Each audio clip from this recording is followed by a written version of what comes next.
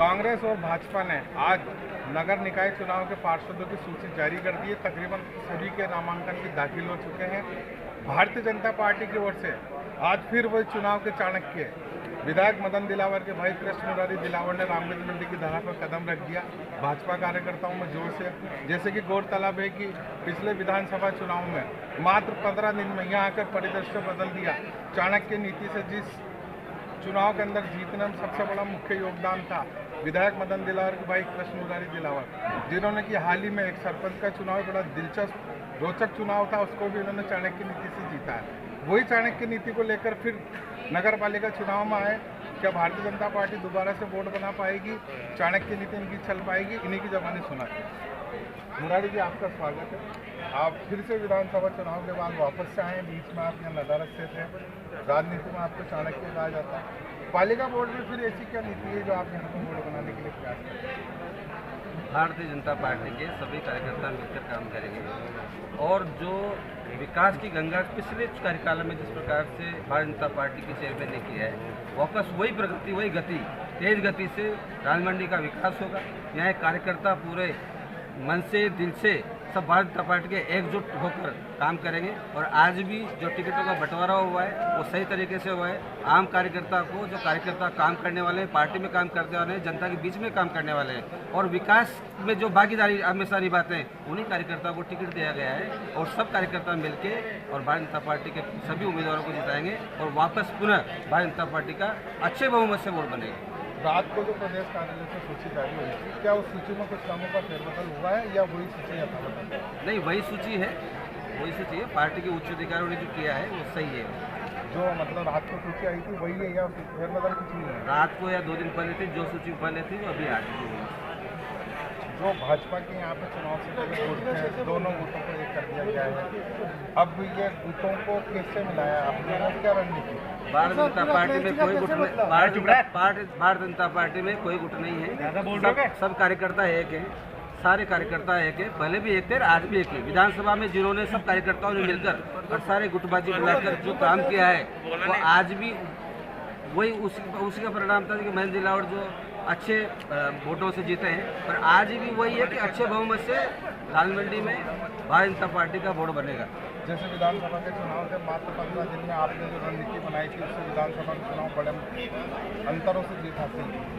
क्या फिर कोई ऐसी रणनीति है जिससे कि भारतीय जनता पार्टी कितनी सीटें यहाँ पर जीत पाएगी? मेरी कोई रणनीति नहीं। भारतीय जनता पार्टी कार्यकर्ता ही रणनीति बनाते हैं। भारतीय जनता पार्टी का ही कार्यकर्ता काम करता है। यहाँ के लोकल कार्यकर्ताओं की मेहनत का परिणाम है। मेरी ऐसी कोई रणनीति नहीं। मेरा तो ये है कि सबको सामंजस्य से एक मंच पर बिठा के हम काम लेते हैं और आज भी वो सब कार्यकर्ता एकजुट हैं, 1 स्वर में है। 40 वार्डों में कितने वार्डों पर भाजपा जीतेगी यहाँ आपका? हम 34 से 35 वार्ड जीतेगी भारतीय जनता पार्टी के लिए। यहाँ पे कोटा दक्षिण से वार्ड पार्षद आर.डी. वर्मा साहब भी पधारे हैं। ये भी रणनीतिकारों में शामिल है। इनकी क्या रणनीति इनसे जानती है? किस रणनीति के तहत यहाँ पर चुनाव लड़ाया जाएगा? बीजेपी के अंदर सबसे पहले बात तो ये होता है कि सभी कार्यकर्ता और उनकी जो रणनीति होती है वो गुप्त होती है। उनके द्वारा, सारी रणनीति के द्वारा अनुसार ही, समय अनुसार के ही काम करते हैं। क्या रहेगी? क्या मतलब जैसे कोटा दक्षिण में गुप्त रणनीति चली थी, चुनाव हार गए, महापौर नहीं बना पाए, नहीं ऐसी नहीं चली। उसमें हम लोग पहले भी बीजेपी के पूरे सहमत थे और किसी कारणवश जो 2 आदमी जो वो भी थे तो हमारे बीजेपी के थे, परंतु उनको क्या है वो हमारी बीजेपी से थोड़ा बहुत नाराज थे, असंतुष्ट थे। इसी कारण वो क्या दोनों वोट जो थे हमारे वो कांग्रेस में डल गए, इसलिए थोड़ा सा वो कोटा दक्षिण की हार से शपथ लेकिन यहाँ पे क्या जो असंतुष्ट लोग हैं, जिन्हें टिकट नहीं मिला या जिनके पसंदीदा वार्ड नहीं मिले, उनको कैसे साधेंगे?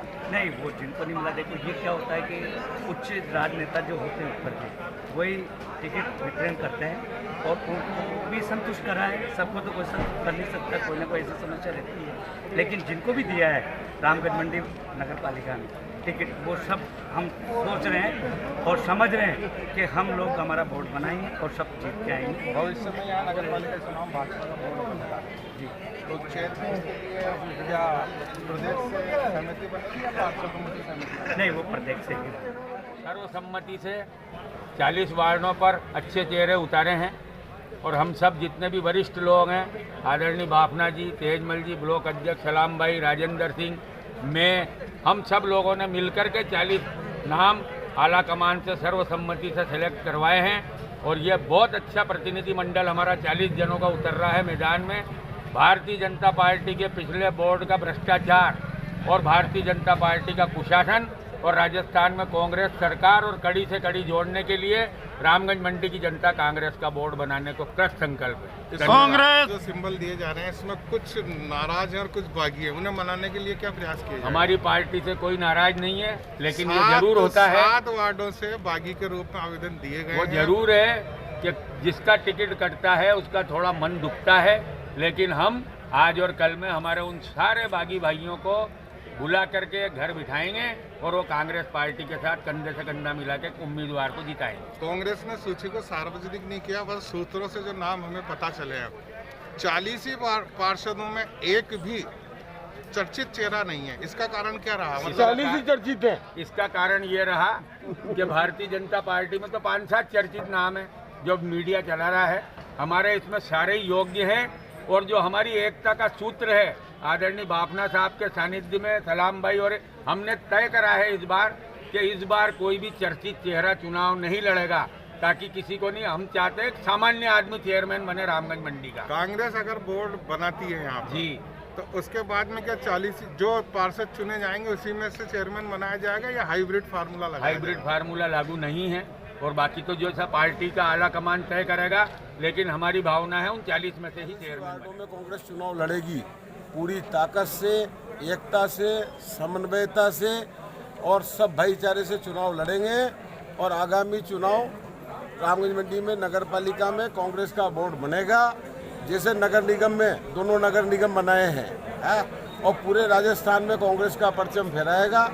आदरणीय धारीवाल जी, आदरणीय डोटासारा जी और आदरणीय मुख्यमंत्री जी की शान में रामगंज मंडी का बोर्ड नगर पालिका में कांग्रेस का बनेगा, यही मेरा आपसे कहना है। और हम सब एक हैं।